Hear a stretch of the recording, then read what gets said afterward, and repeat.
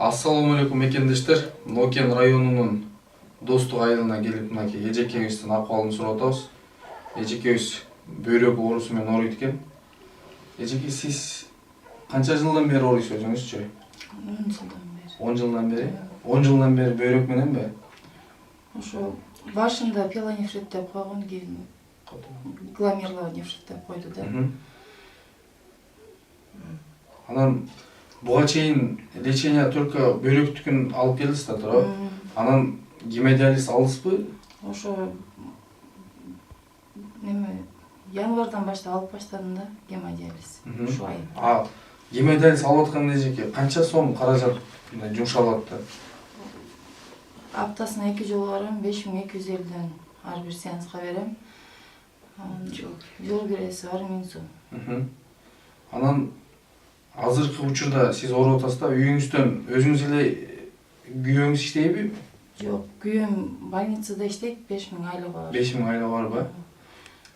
Буга чейин мисалы сиз айтып атпайсызбы, аптасына 2 жолу гемодиализ алып аттым. Ошо биздин машинабыз бар эле, ошондо саттык, сатып берди. Анан үкөм да мал келдерин полный сатып берип атат. Азыр ошо эми только пересадка кылыш керек деп болгондон кайрылдык эле силерге. Бөйрөк алмаштырыш керек да. Бөйрөк алмаштырыш керек деп. Бөйрөктө донорду азыр биз сүйлөшүп атканда бул жактагылар да айтты, өзүбүздүн тууган уруктан болот депчи. Анан азыркы учурда сиз бөйрөктү кайсы Турцияга барып алмаштырам деп ниет кылып атасыз да? Врачтар сизге ошентип айтты да? Ошондой деди. Турцияга барсаңар жакшы деп бизге ошондой кеңеш берди да. Мынакей туугандар, өзүңүздөр көрүсүздөр. Бул эжеке январ айынан баштап гемодиализ алып атыптыр. Ар бир гемодиализ 5000 сомдон алыптыр. Анын жол киреси да болуп бир нежеледе эле 10 000 сомдон ашыкчы. Анан күйөөсү жалгыз өзү иштечкен. 3 баланы да карап, келинчегин. Күйөөсүнүн айлыгы 5000 экен. Өзүңүздөр билесиздер, бул борун бөйрөгүн алмаштыргандагы өтө аябай эле чоң сумма кетет, сарпталат. Ошого бардык мусулман бир туугандардан суранып кетет элек. Келиңиздер, кайдыгер карабастан эжекеге жардам берип коюңуздар дечи. Анан бул эжеке азыр мынакей 3 баланын энеси. Мен апазымын.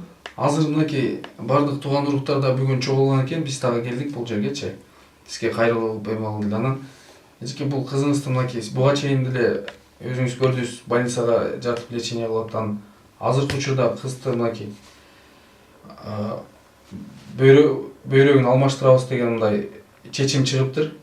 Буга өзүңүздүн көз карашыңыз кандай?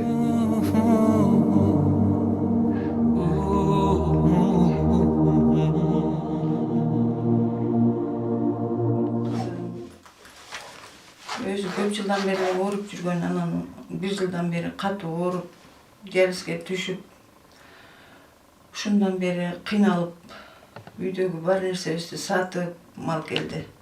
Күйөөсү деле Одиссей үлгүсүндөгү машинасы бар эле, аны сатты. Анан тапкан каражаты жетишпейт. Кыйналып калдык. Ушу кызым дагы бир эл катарына кошулуп кетсин. Сиздерден жардам сурайбыз. Мен акесі болом, менин карындашым. Ошо карындашым сиздерге кайрылган себебибиз баарыбыздын. Ушу карындашым жакшы болуп, элдин катарына кошуп, Кудай шифасын берип, ушу элге кайрылып жатабыз. Колубуздан келген жардам кылдык, колубузда малдарды сатып, бир туугандар жардам кылдык. Эми Кудайдан экен, эми карындашым жакшы болуп кетсе деп сиздерден кайрылып, кыргыз элибизге